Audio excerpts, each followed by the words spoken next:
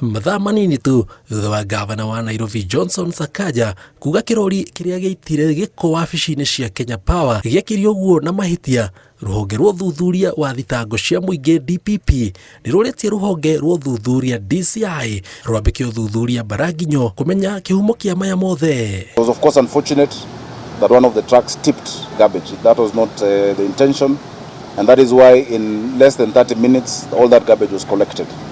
That is not how Nairobi County operates. O Minister wa ũgitĩri Kipchumba Murkomen augĩte kwĩna andũ marĩkĩtie kũnyitwo makĩgwetanio na gĩko gĩa gũita gĩko nja wa kambuni ya Kenya Power gũkwa gĩkũmithia rĩothe mabangĩte njama ĩyo. We actually condemn that behavior in the highest terms possible. I don't know even the words I can be able to use. I mean, the county government of Nairobi has the responsibility of keeping everybody in Nairobi safe. They have also a very important responsibility of public health, of making sure that we are living in a country that is safe from diseases. You know, you come and dump waste so that people can get diseases like cholera and so forth.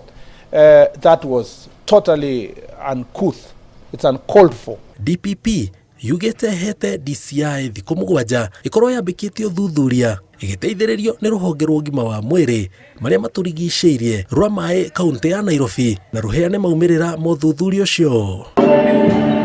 Akĩaria thutha wa gũcera harĩa gĩko gĩkĩ gĩatetwo, mwandĩki mũkaru rũhonge-inĩ rwa ũgima wa mwĩrĩ nake nĩokereire rũhonge rwa ũgima wa mwĩrĩ kaunti ya Nairobi nĩ ũndũ wa kwaga kũrũgamia gĩko gĩkĩ gĩtanatabanio. And was really most unfortunate. I think one of the things that each institution should uphold is the rule of law. We stand here, the stench is still really very strong. And I can tell you for a fact, there are risks to this.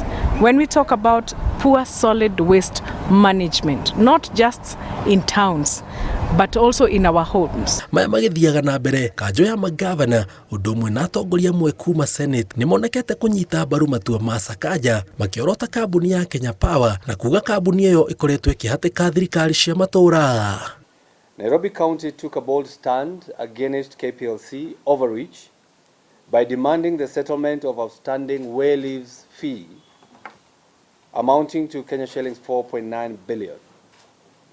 Rather than addressing these legitimate debts, Kplc has sought to deflect attention by portraying itself as a victim, following an isolated incident involving garbage tipping. Ngĩribotera Inooro TV njĩtagwo Jenga Wabui.